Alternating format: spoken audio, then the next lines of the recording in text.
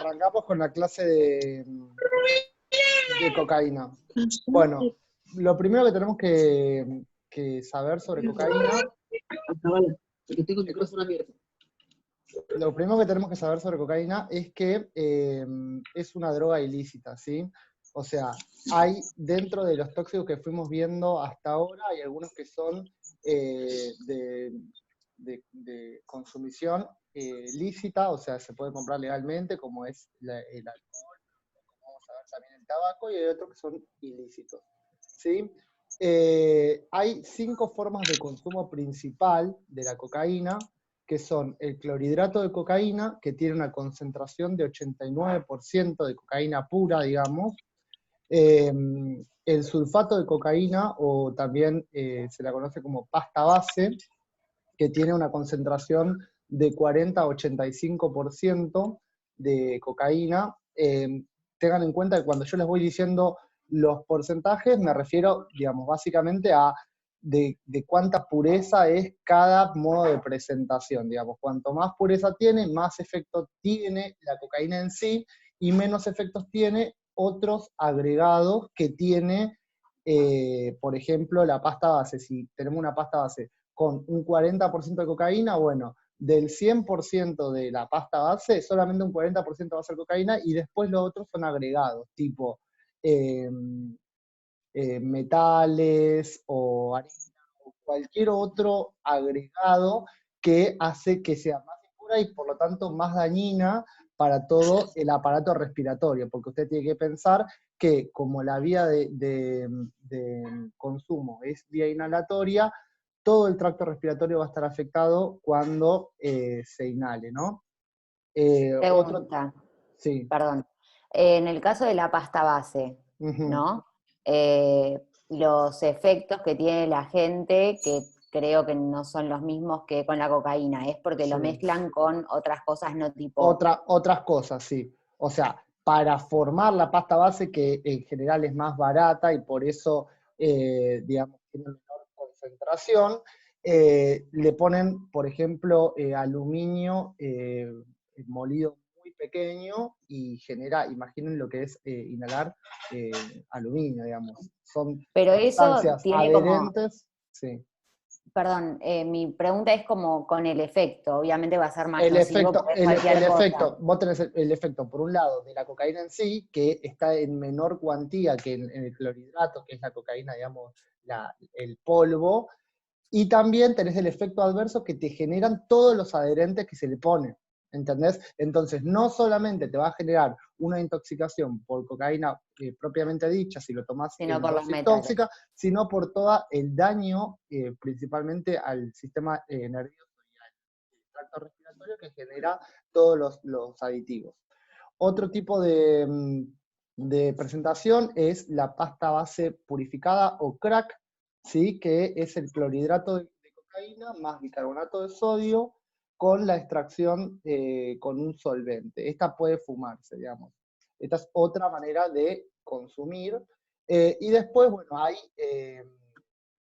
hay presentaciones más naturales, como el té de coca, o si alguien viajó al norte, vieron que mastican la hoja de coca, que tienen primero un porcentaje muchísimo menor de cocaína, y segundo, cuál es el efecto que ustedes piensan, ya teniendo los conocimientos de toxicocinética, que va a variar y va a hacer que la persona no se intoxique. ¿Por qué la persona que mastica coca no se intoxica?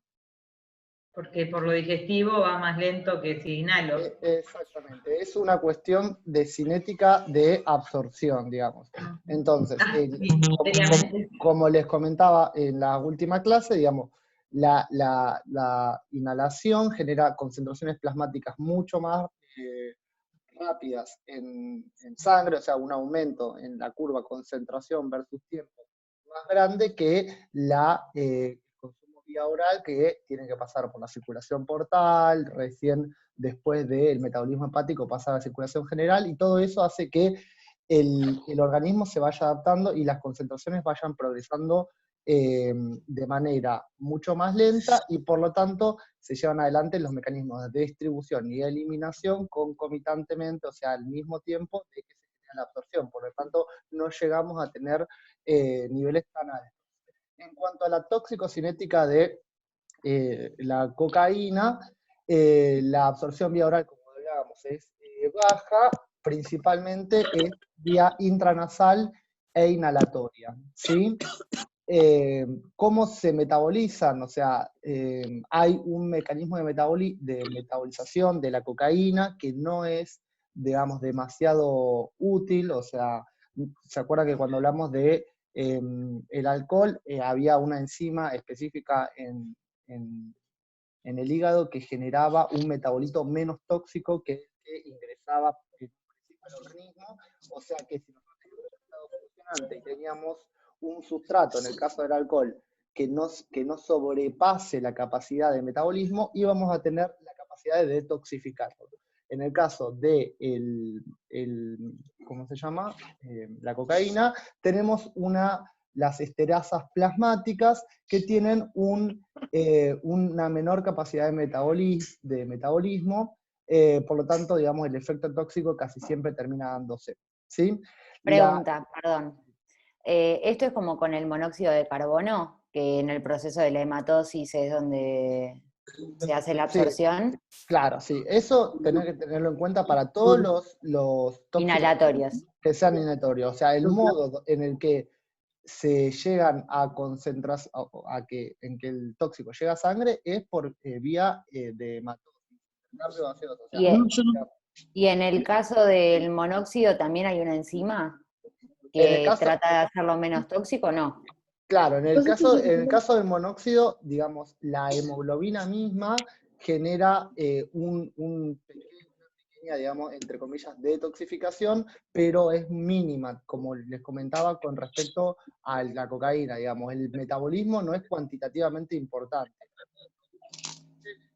En la cocaína, ponele, es la eliminación, digamos, vos tenés que para disminuir las concentraciones plasmáticas, fomentar la eliminación, ¿sí? En el caso de la cocaína, la eliminación es por vía renal, o sea, vía urinaria, y se elimina aproximadamente un 20% de la cocaína que se consumió sin cambios.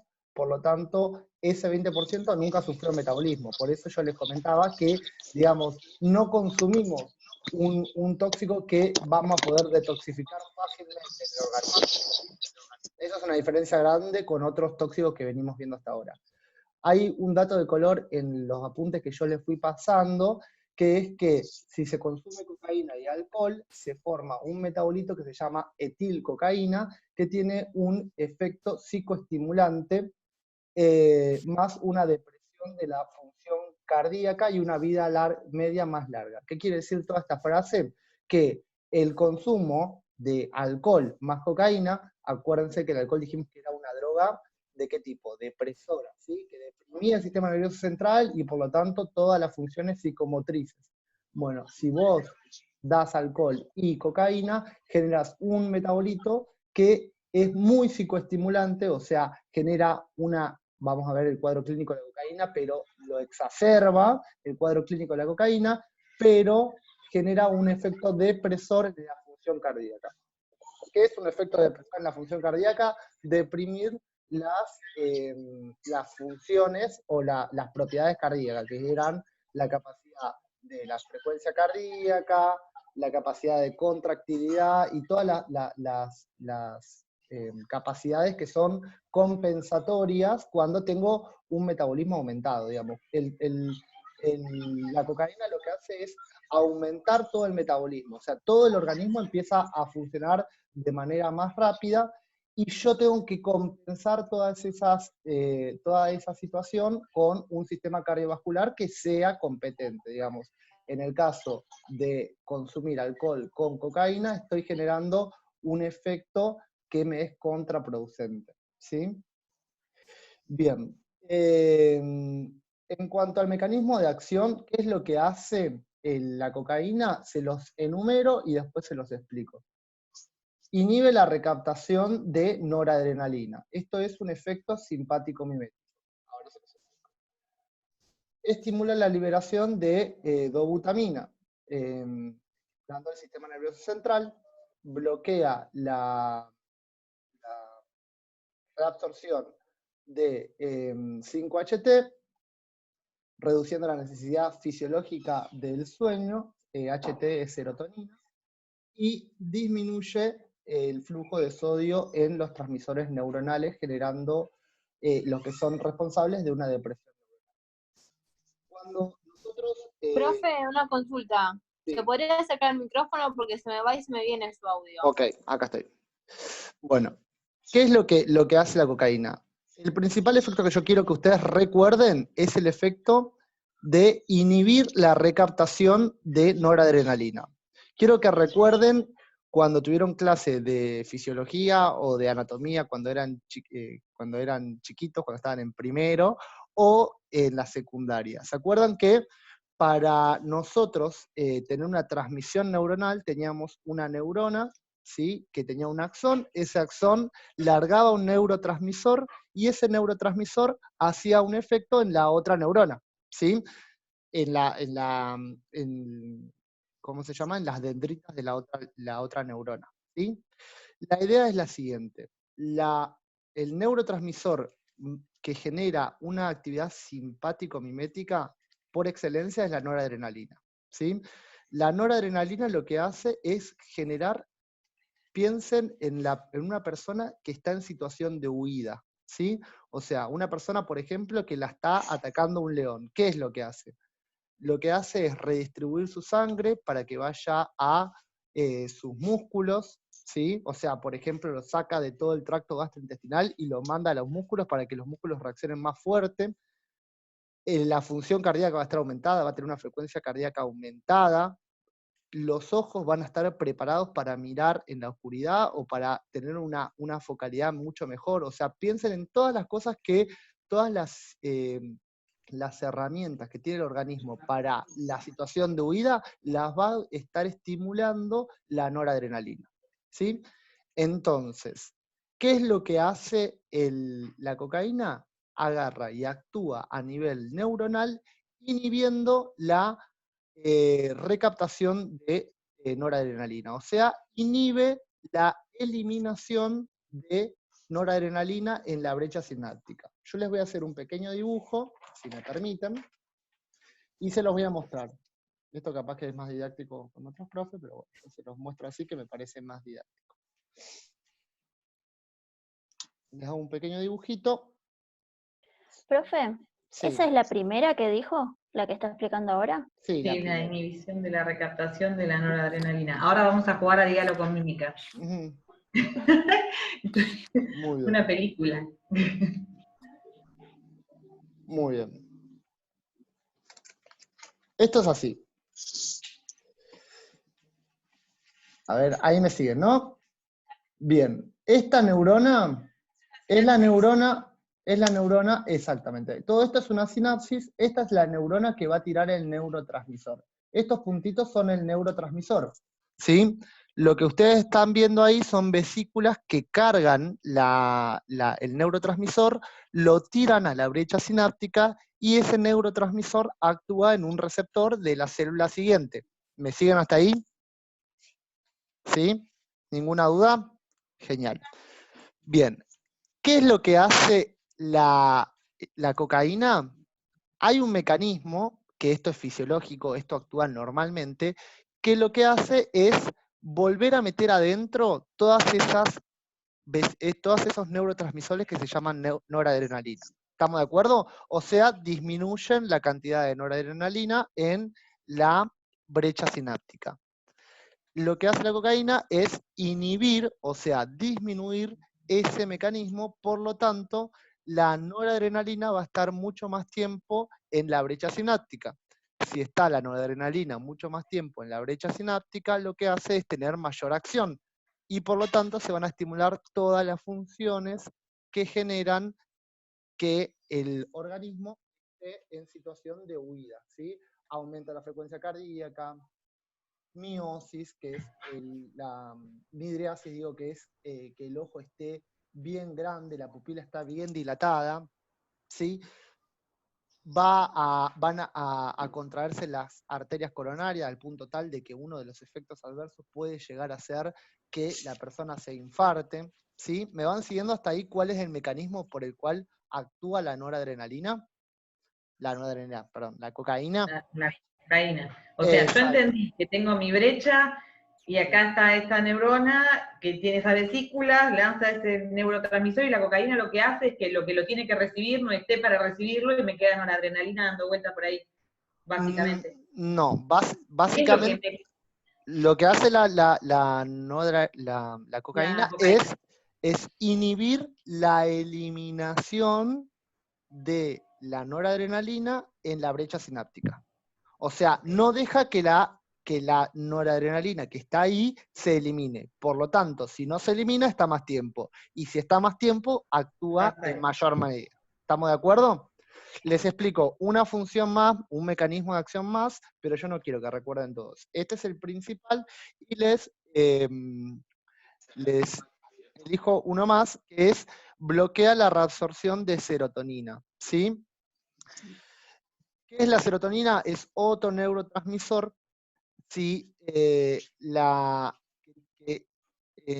actúa mucho en lo que es el metabolismo del sueño. ¿Sí? La serotonina, de hecho hay muchos fármacos sintéticos que generan, están hechos en base a la serotonina para generar en las personas que sufren de falta de sueño, digamos, de insomnio, para generar el sueño.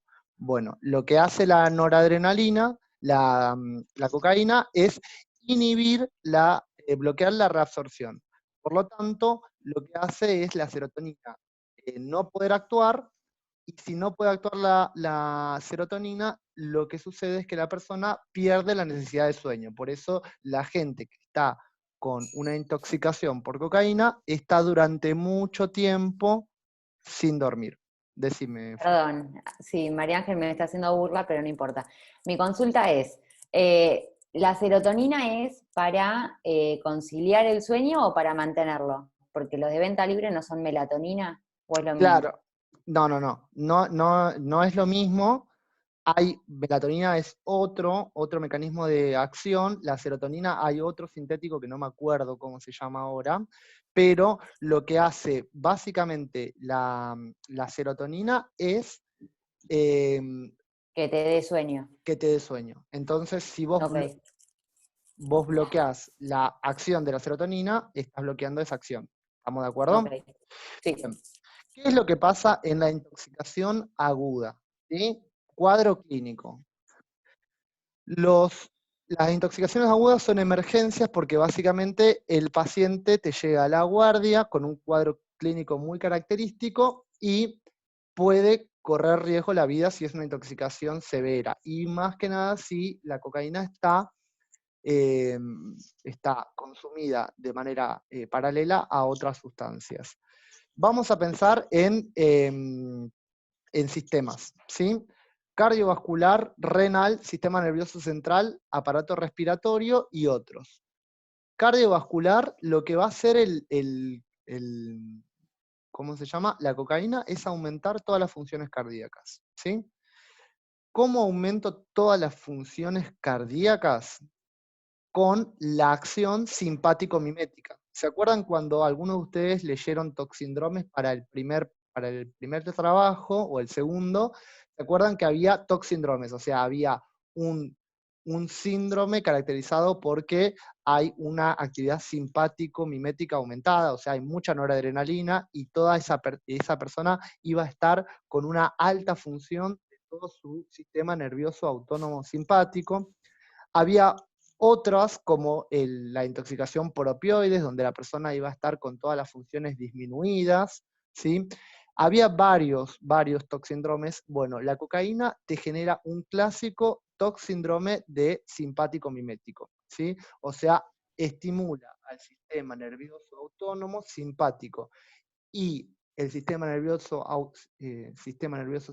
autónomo simpático lo que hace es aumentar todas las funciones del aparato cardiovascular. Entonces, ¿qué va a hacer en el caso del corazón?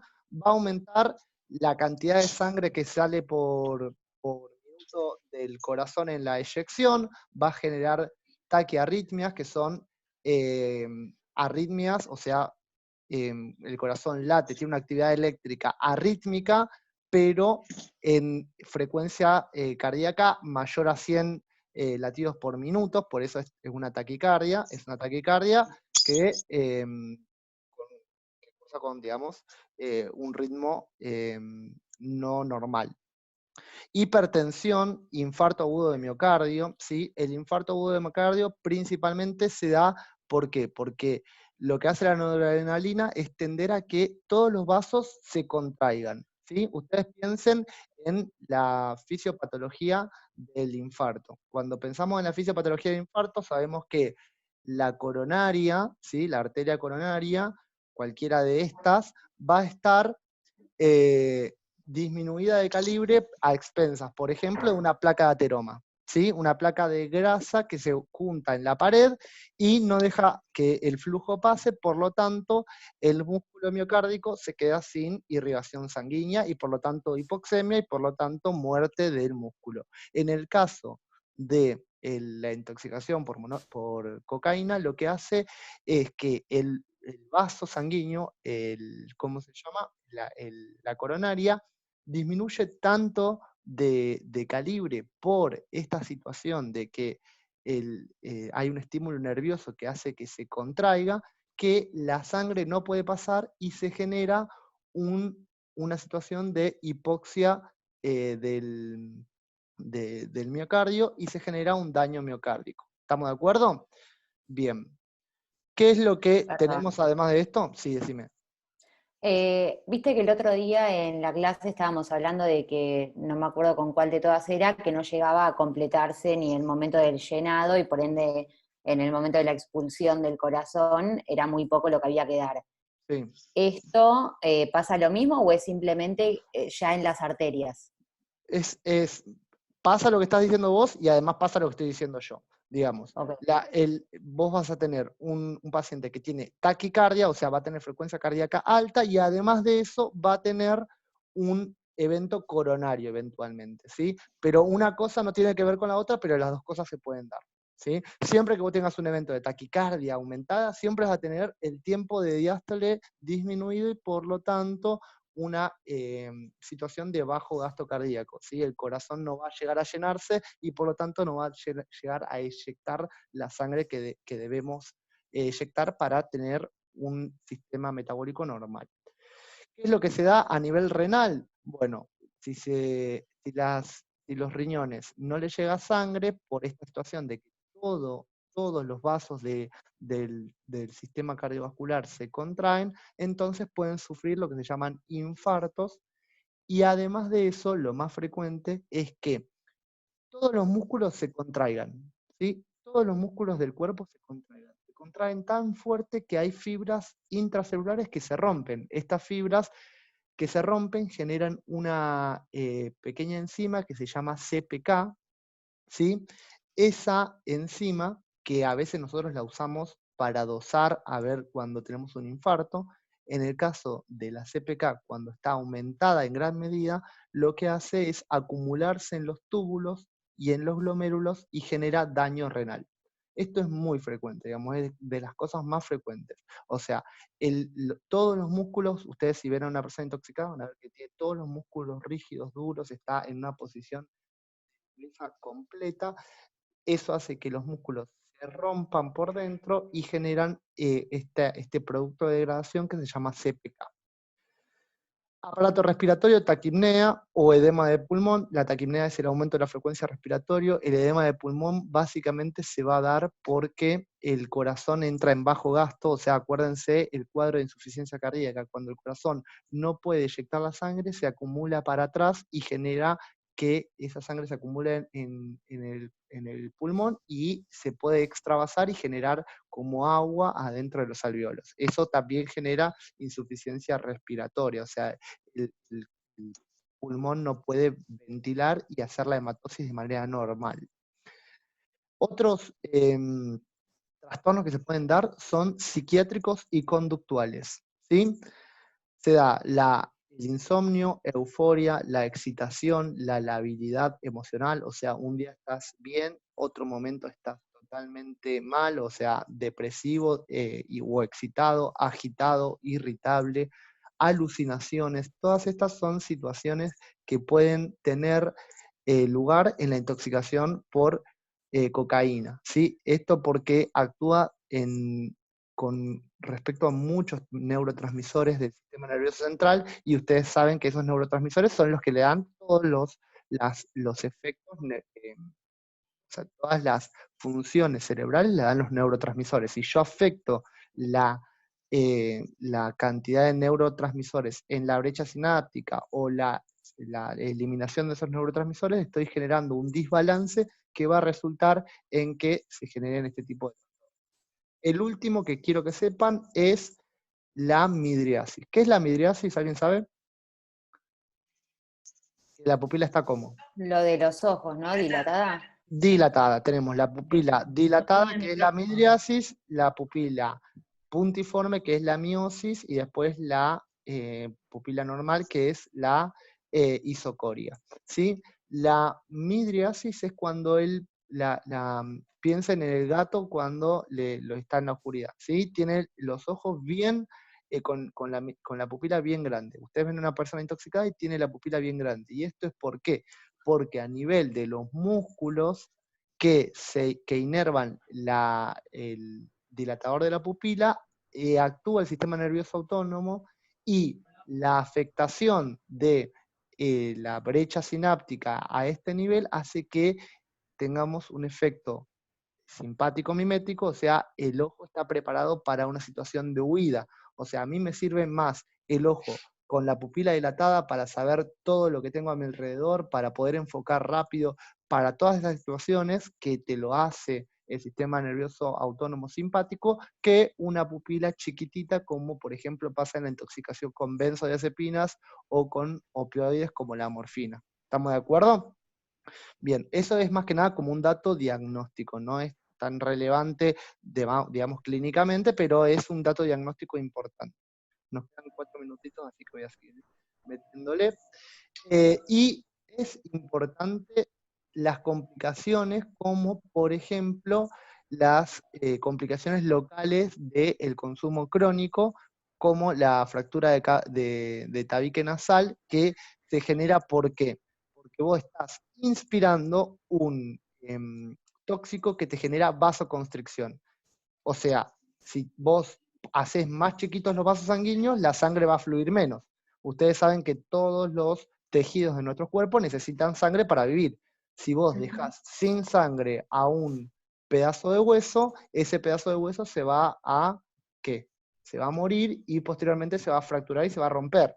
Es lo que pasa con los vasos de la mucosa nasal y con el tabique nasal. Se rompe porque se queda sin irrigación, ya que, ahí lo está demostrando Flor, ya que... Perdón, me que no hay dio mucha irrigación. impresión, me dio mucha No impresión. pasa nada. Bien. Cosas importantes a saber sobre el diagnóstico. El diagnóstico, metabolitos en orina, ¿sí? Metabolitos en orina es la confirmación, y hay otro método de diagnóstico que se puede dosar hasta 1 mes y medio más o menos después del consumo, que es que en la autopsia lo podemos ver. ¡El pelo! El pelo, el bulbo del pelo tiene metabolitos de la cocaína y lo podemos usar a largo plazo después del consumo, ¿sí? Si nosotros dosamos a 4 días de instaurado el consumo en orina, no vamos a encontrar probablemente los metabolitos, pero sí en pelo, en bulbo de pelo. Bien. Tratamiento Perdón. Sí. Escucho. Siempre ella con sus preguntas. Lo del pelo, ¿es como para el ADN que tiene que estar la raíz del pelo? Tiene que ¿O estar en el bulbo. cualquier...? Por eso te digo, Ok. bulbo. El bulbo es, o sea, vos para cuando sacás la muestra, tenés que arrancar el pelo, no lo tenés que cortar. Claro. ¿Sí? Tiene que Ok. salir. Bien, tratamiento. El tratamiento de la intoxicación por alcohol cocaína no es un tratamiento específico. O sea, yo no tengo un antídoto, como vamos a ver para otras cosas que sí hay antídotos. Es un tratamiento sintomático. Yo tengo que hacer un sostén clínico. Entonces, ¿qué es lo que hago? Básicamente, lo que tengo que hacer es hacer un estudio global del paciente, hacer un electrocardiograma para prevenir las alteraciones cardiovasculares que se pueden dar, y tratar de acidificar la orina para aumentar la eliminación. Digamos, esto no se usa en la práctica mucho, pero teóricamente se podría hacer, digamos. O sea, lo que sucede es que con una orina más ácida, ¿sí? La cocaína se elimina de mejor manera. Entonces, si nosotros tenemos un pH urinario entre 4 y 5, la cocaína se va a eliminar más rápido. Si tenemos un pH urinario mayor a 5, o sea, más alcalino, va a tardar más en eliminarse. Entonces, si nosotros damos soluciones que acidifiquen la orina, vamos a eliminarlo de manera más rápida. La solución que se planteó es el ácido ascórbico, que es la vitamina C, ¿sí? Que se da en un paralelo con solución dextrosa. Pero bueno, está bueno saberlo como de manera teórica, pero en la práctica mucho no se usa. Lo que sí tenemos que saber es que a cualquier paciente que venga con una intoxicación con benzodiazepinas, tenemos que darle benzodiazepinas, ¿sí? Clonazepam, diazepam, lorazepam, son todas